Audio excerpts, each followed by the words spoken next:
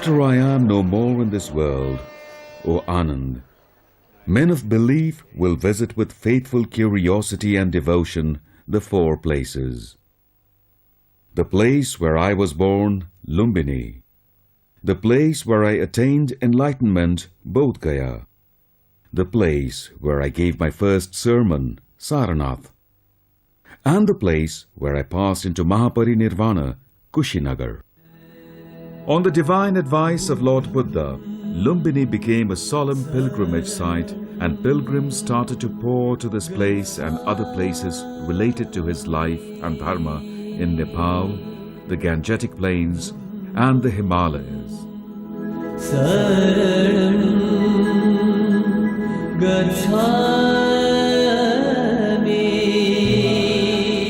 Nepal, the Himalayan kingdom, the home of multiracial groups living together with amicable relations, and the abode of multi-religious gods. This is a country for mankind of all creeds, with never a conflict in the name of any religion. Nestled in a small strip of land, sandwiched between two giants, India in the south and China to the north, Nepal is an independent kingdom. In the tranquil southwestern plains of Nepal, nestling on the foothills of the Sivalik range, Siddhartha, the future Buddha, took his first steps. This is Lumbini, the holiest of sites for 600 million followers of Buddhism throughout the world. Lumbini is endowed with rich ancient religious, cultural and natural heritage. Many modern monasteries and stupas dedicated and donated by different devotees and organizations of many countries are also here. The full moon of the month of Baishakh, April-May, 623 years before the birth of Jesus Christ, was to become a unique day. A child was born. He was named Siddhartha, later to become the Buddha, the savior of mankind. Successive archaeological excavations have revealed several important religious monuments and cultural sites which bestow valuable insights into the birth and life of Lord Buddha. Lumbini has been acknowledged as a World Heritage Site, spectacular tourist destination, and ultimate pilgrimage site from Buddhists around the world.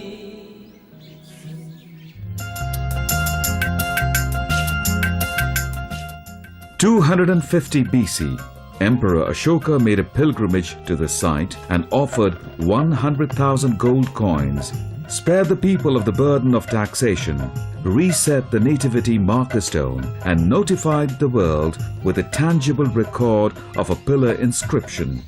The Ashoka pillar with its inscription is a landmark and unshakable evidence of Lumbini. The inscription emphasizes three main points. Here, Shakyamuni Buddha was born. Here, the Lord was born. Here, in the Lumbini village.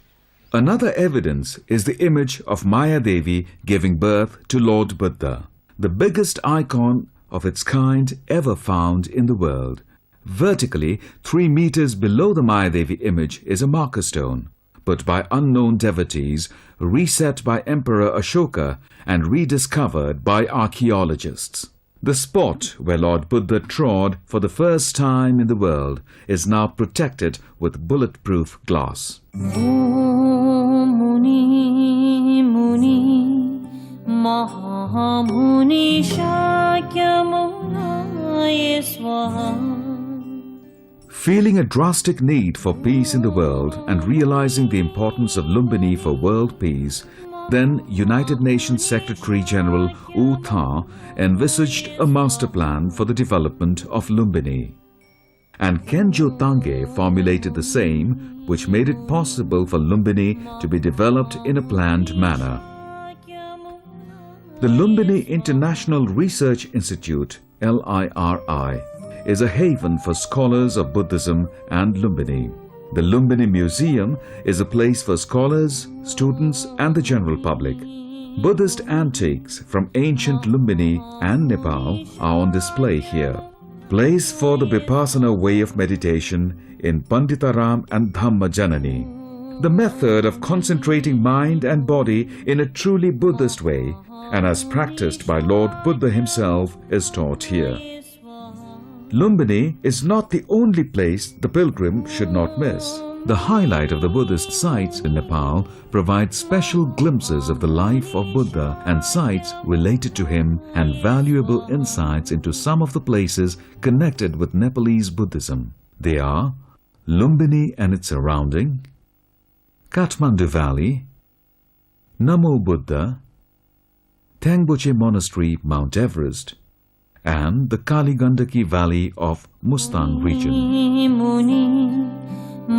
Here in Lumbini, there are many archaeological sites related to Lord Buddha onwards to the west and east.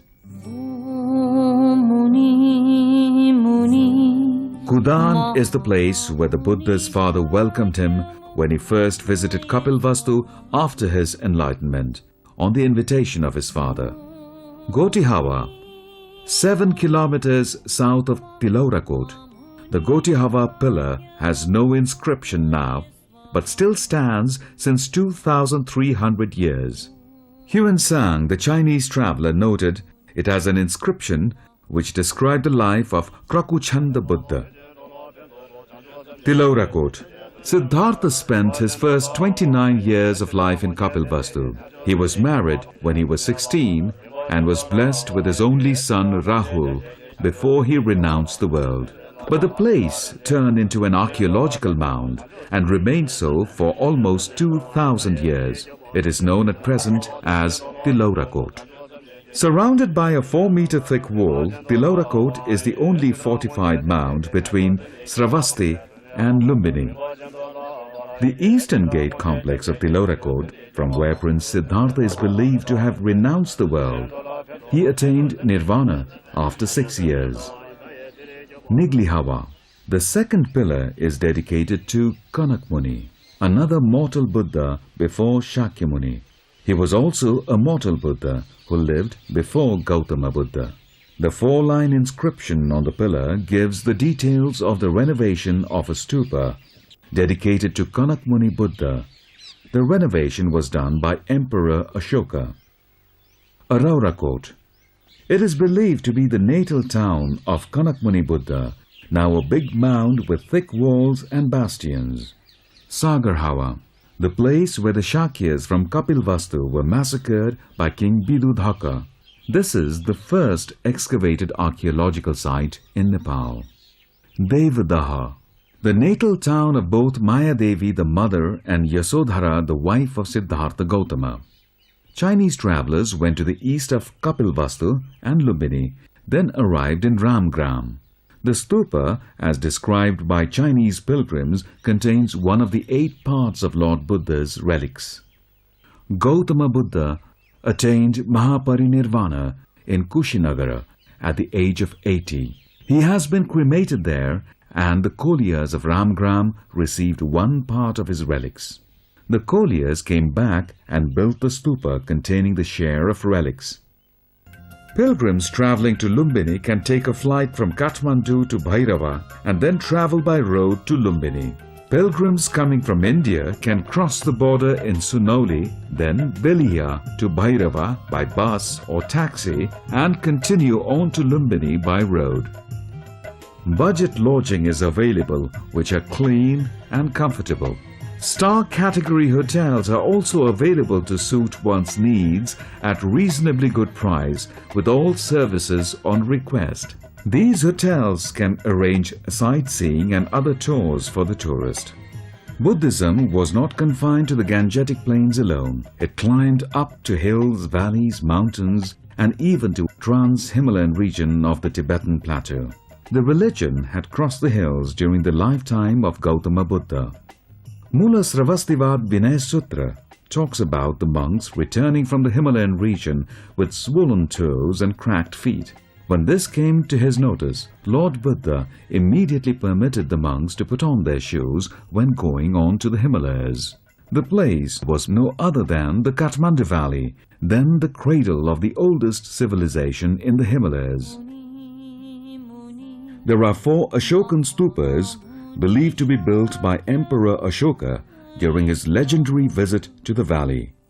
These are located at the 4 corners of Patan city.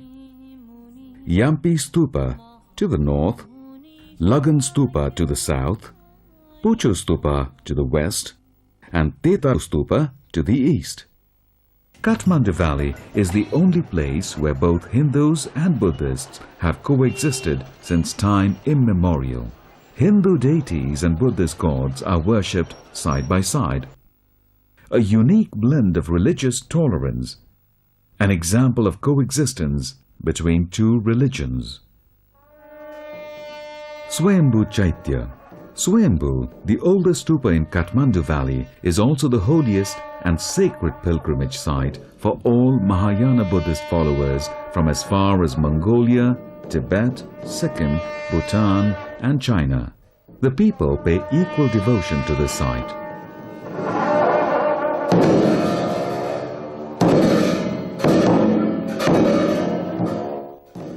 Mahayana, the product of compassionate bodhisattvas, can really be studied around the hilltop of Swayambhu, full of Buddhist shrines, full of compassionate figure of bodhisattvas, full of icons and chaityas, the all-seeing eyes of the Buddha looking at all 4 directions of the earth, watching the suffering beings and beckoning them to salvation.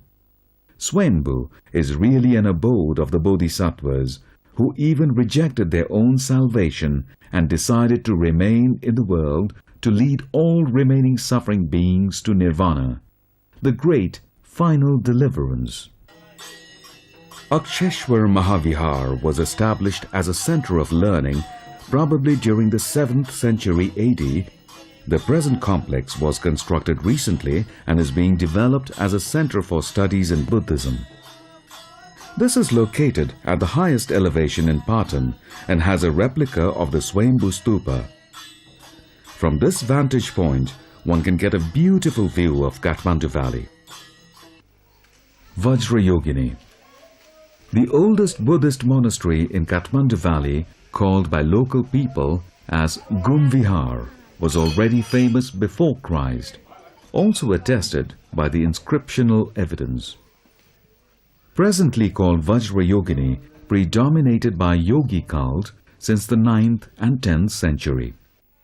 This was the central stupa of Gumvihar, now under a temple canopy with a different name of Yogamvar. The oldest tradition of ringing wooden bell to beckon the monks to the monastery is still continued to this present day. Bodha Stupa. Bodha, another grandeur of majestic stupa architecture. The biggest stupa in Nepal is raised on top of a mandala base and embellished with 108 deities and surrounded by a wall with prayer wheels with Om Mani Padme Hum. Bodha, a great haven for Tibetan lamas, a place for melodious sound of metal horns and cymbals, a shrine for offering million butter lamps, and a venue for all religious things to happen at all times. Dhando Chaitya. Recently renovated, the Chaitya is the oldest archaeological discovery in the Kathmandu Valley. This stupa is locally called Chavyal Stupa and is surrounded by Lichavi Chaityas. Vikramasila Mahavihar. The Mahavihar is regarded as the most honored vihals of Kathmandu city, an abode for Tibetan Siddha Lamas while passing through Nepal on the way to Vikramasila Mahavihar of India and their return to Tibet. The Vihal was very famous for its collection of a Pragyaparamita manuscript written on gold and golden image of Pragyaparamita as well. Only having a glance on them would ensure rebirth in the heavenly abode. Nagi Gumba. The disciplined and devoted nunnery of Nagi Gumpa singles out in the Kathmandu Valley. Belonging to the Nyingmapa sect of Lamaism, it was founded in 1940 AD by Sonam Tenjing. The monastery is located on the Shivapuri hill, looking down the Kathmandu Valley. The nuns are encouraged to practice in training of mind and to understand karma, suffering and impermanence. Kopan Gumba, newly established group of Gumbas with the most modern way of learning, where the Gelugpa sect of the Lamas pray in the most Buddhist way. Enthusiasts from all over the world can come here and learn Tibetan Buddhism. Hiranyavarna Mahavihar, the golden temple of Patan, is called Kwabaha. The monastery was erected during the historic period of 10th or 11th century. This is the richest Buddhist temple in Patan with maximum number of officiating Buddhist monks and its golden decorations.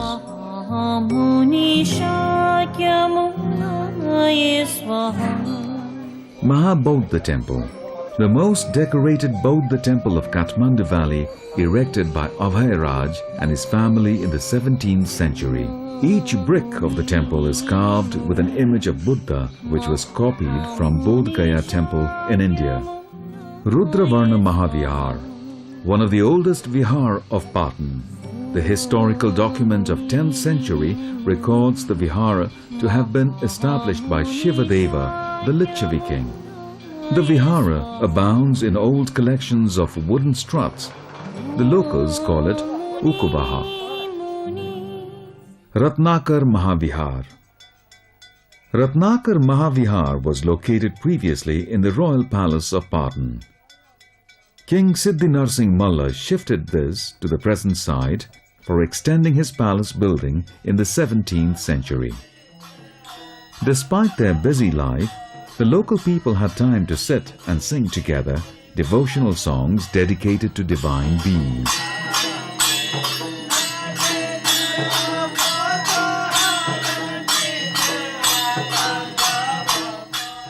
Namo Buddha.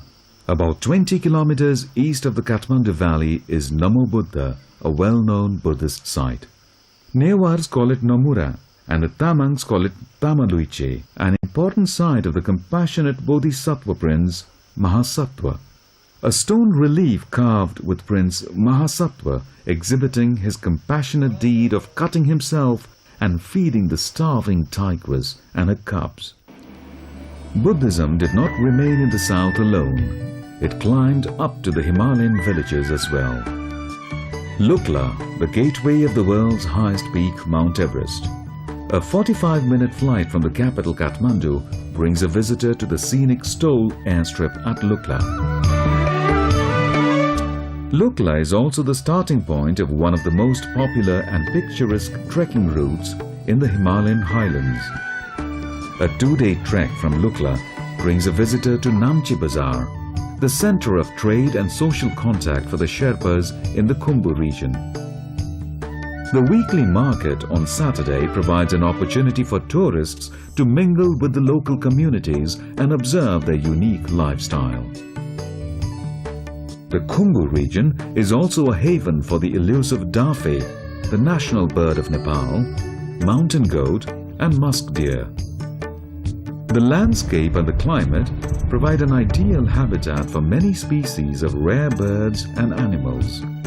Situated on the lap of Mount Everest, Thangboche Gompa is the most sacred monastery for the Sherpa people. Sherpas offer worship at the Gompa and seek the blessings of the gods for a good harvest and fortune. Mountaineers and trekkers who come to climb in the Khumbu region also offer worship for safety and success. Life in the Khumbu region is marked by many colorful festivals and social functions. Often, a visitor finds himself in the midst of a festive occasion, such as this Mani Rindu dance performed during the Mani Rindu festival.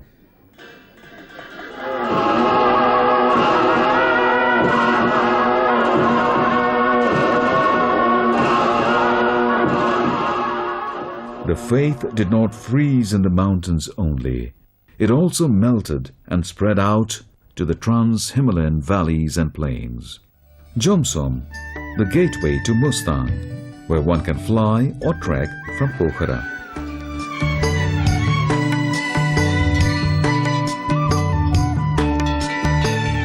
Once in Jomsom, you feel welcomed, and it provides world-class tourist services in food and accommodation.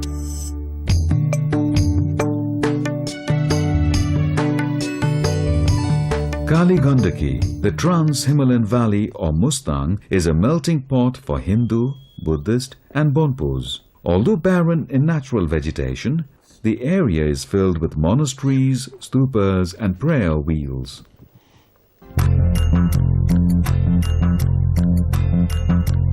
2-hour trek from Jomsom is Kagbeni, an important junction in the north-south trade route between India and Tibet, and the east-west caravan route between Manang and the Dolpo region.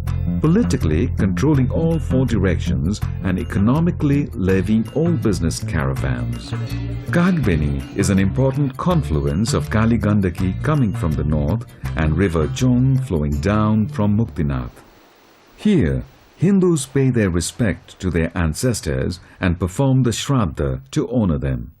Another 4 hours from Kagbeni brings you to the beautiful valley of Chuksang village, the boundary of Lower Mustang. Pass through the dark and narrow streets of the village. See the religious paintings inside the Gomba walls. Feel the enchanting Kali Gandaki river flowing underground through the steep cliff of geological deposit. Visit a row of religious caves. People believe it is the storehouse of religious books. Unapproachable now due to its height on the cliff, more than 100 meters above the street. Throughout the trails one can see the caves in the natural walls, which were used as a place of retreat, a place for meditation, a place for storing the religious manuscript, a place for cemetery, a place for storage and even a place for an animal den. Hike for one more day, Vatetang's beautiful stupa complexes, and that brings you to one of the most sacred temples for Hindus, Muktinath. Jhomo, the Buddhist nuns, worship inside. Brahman, the Hindu priest, bless pilgrims outside. This is Muktinath temple, holiest among the 4 pilgrimage sites for Hindus around the world, the other 3 being Jagannath, Badrinath and Kedarnath in India. Visitors in Nepal are welcomed with traditional Buddhist hospitality amidst festive gathering and festivals. The most important is the birth anniversary of Buddha. The day is celebrated with music, pomp and show. Here in monasteries, here in temples, here in the capital, here in Lumbini, here in all and here everywhere. Therefore, you are all welcome to the land where Buddha was born, the land of the fountain of peace, here in Lumbini, here in Nepal.